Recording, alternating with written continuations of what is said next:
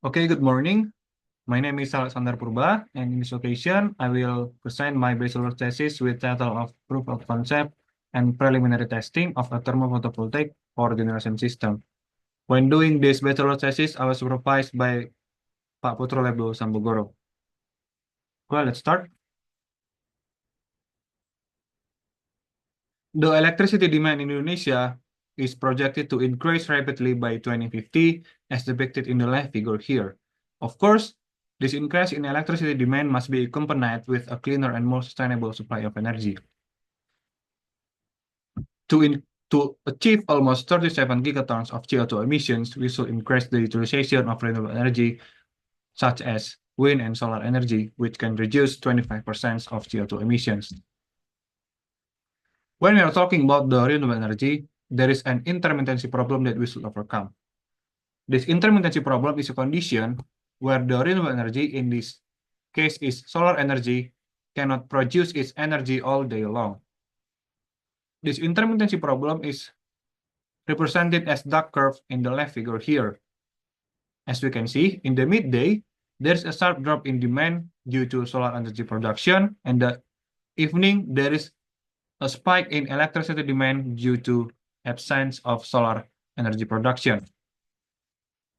So, through this research, a thermophotovoltaic system integrated with thermal energy storage was introduced as a solution for this intermittency problem. The working principle of these thermophotovoltaic systems is similar to the conventional PV cells. However, the conventional PV cells is designed to effectively respond with the visible light, while these TPV systems is effectively respond with the infrared radiation. Based on the left figure here, this is a simple schematic of the thermophotovoltaic systems. As we can see, the heat source that coming from the solar energy will be used to excite electron and to generate electricity in the PV cells. To make these TPV systems more flexible and more efficient, we can integrate these TPV systems with thermal energy storage and become a solution for this intermittency problem.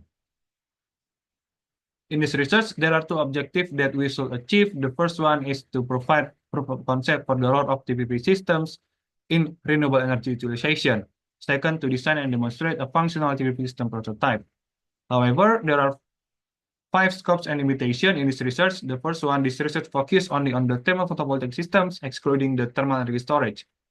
Second, the silicon PV cells are used, which responds effectively to visible light, not infrared.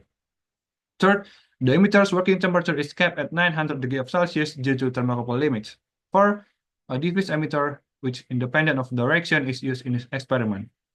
Fifth, the distance between the emitter and the PV cells is set at 15 cm for optimal V factor and to avoid PV cell failure. Now we are talking about the thermal energy storage. The thermal energy storage is basically a device that can store the thermal energy and release it when you want to use it.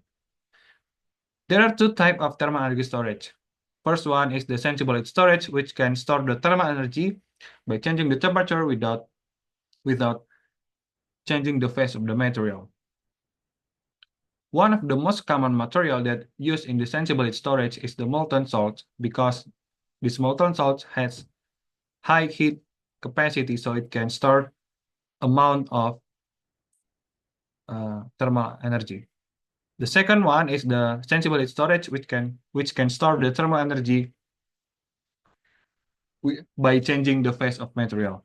The previous research by Datas and Chen et al. Has integrated molten salt heat storage with solar thermophotovoltaic systems with efficiency approximately about 30%.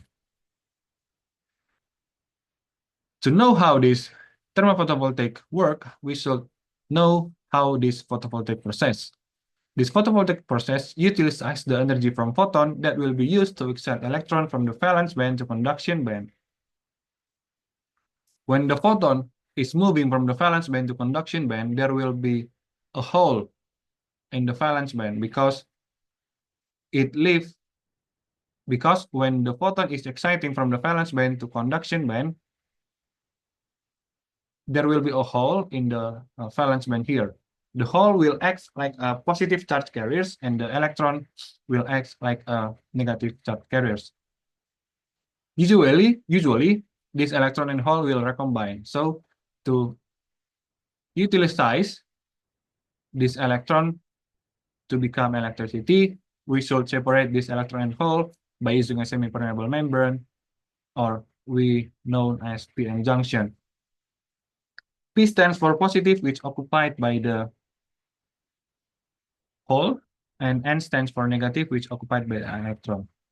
When we connect this p-n junction with the circuit and we flow the electron in the circuit, we can just use this movement of the electron and generate electricity. The fundamental difference between the conventional PV cells and the TPP systems is the emitter temperatures used in these systems. In the conventional PV cells, the emitter here, which is the sun, has temperature approximately about 900 Kelvin. Besides, the TPP systems have temperature as not high as the sun here. Based on the wind's displacement law, the higher the temperature, the wavelength which produces the maximum spectral emissive power will shift to the left side or to the lower wavelength. So that's why this conventional PV cells is effective for visible light and the TPP systems is effective for the infrared radiation. In this research, there are three major processes that used in this experiment. The first one is the TPP design. The second one is the experiment setup, and the third is about the data record and analysis. This is the overall schematic in this experiment. And in this top left here, I'm using a dimmer to control the input power that coming into the emitter, which prevent the thermal shock in the emitter. I'm also using a cooling systems, which prevent overheating of the PV cells, and to record data, I'm using Arduino, which integrated with LabVIEW and PISA. This is the theoretical result of these TPP systems. As you can see in the left figure here, there is a spectral photon flux in the left coordinate and the spectral emissive power in the right coordinate. The solid line here is the spectral photon flux. So we refer to the left coordinate, and the dashed line here is the spectral emissive power. So we can refer to the right coordinate. And as you can see, there is also a dashed dot line here, which is the band gap of the silicon at 1.1 eV. If we put our interest here in this circle area or the circle region, we can zoom this region into the right figure here. As you can see, this is the fraction of the spectral photon flux and the spectral emissive power that can be utilized from the overall systems. The portion of the spectral photon flux and the spectral emissive power that can be utilized from the overall here is only as this small shaded area. Why this area is very small if we compare to the overall? That is affected by the spectral mismatch between the emitter and the PV cells material.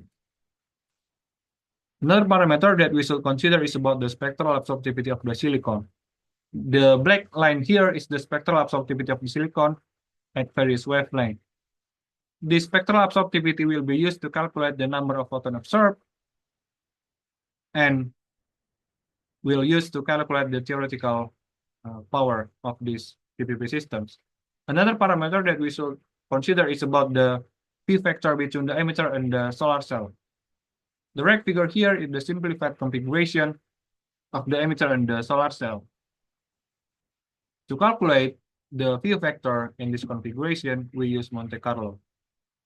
From all of these parameters, number of photons, spectral absorptivity, and the P factor, we can calculate the theoretical power of these TPP systems.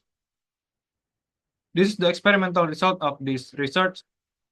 But before doing the experiment, I am testing the PV cells that used in this experiment under solar stimulator. By testing the PV cells under solar simulator, we can get the IV and the PV curve here as depicted in the left figure here. From IV and PV curve here, we can identify the optimum current and voltage which produce the maximum voltage. From this optimum current and voltage, we can calculate the optimum resistance that will be used in this voltage measurement of the TPP systems. The right figure here is the output power versus emitter temperature at various temperature. The data record here at 5 parameter is presented in the table here. Also, this is the second data that obtained in this experiment, which is the IV curve at 4 different temperatures. From this IV curve, we do curve fitting equation and fit it with the diode equation. From this equation, we can get this parameter VOC, ISC, VMP, and IMP to calculate the field factor which assess the performance of the solar cells. Based on the 4 temperature here, the highest field factor is produced at 900 degrees of Celsius. To calculate the efficiency of these TPP systems, we just compare the experimental and the theoretical result.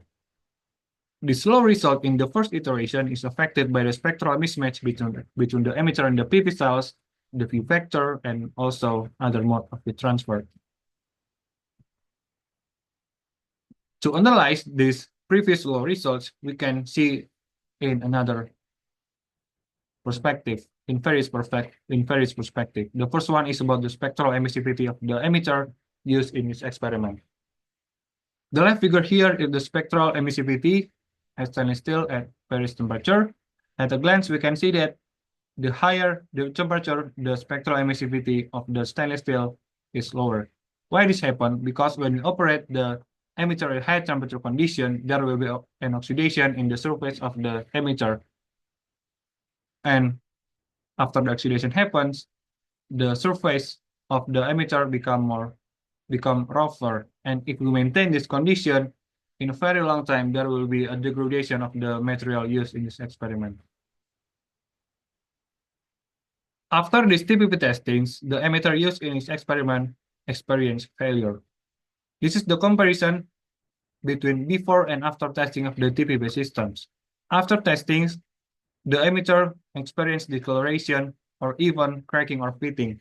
Why this happened? Because, as I have said before, if we operate this emitter at high temperature, this emitter will experience thermal shock.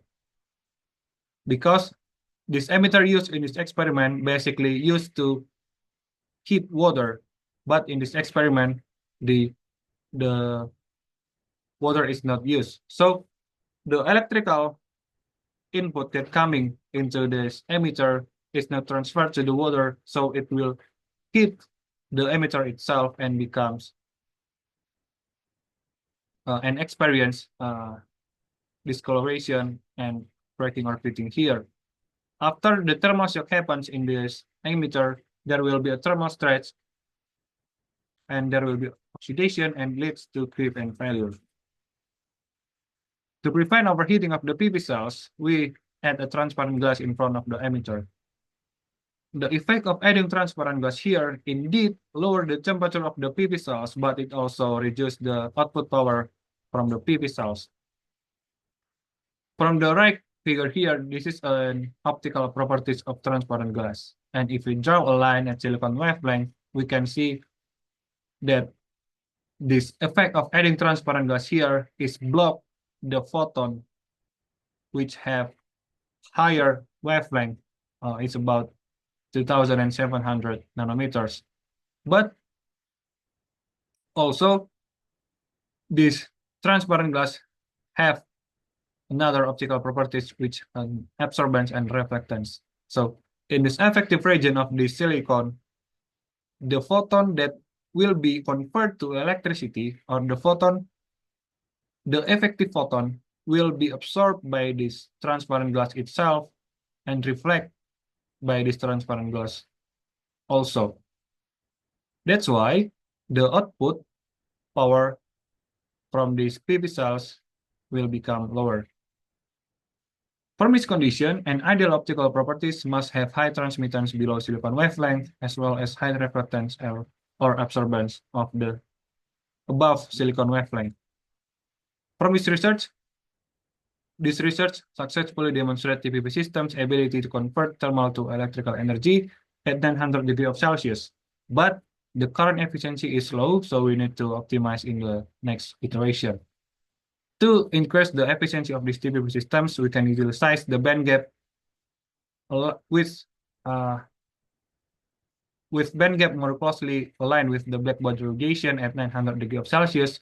The second one, we can implement the multi-junction solar cell, which can cover various band gap. And the last recommendation is we can use optical filters and concentrators to direct photon with appropriate energy level toward the solar cell. I think that's all for me. I hope this presentation will give you an insight. Thank you for your attention.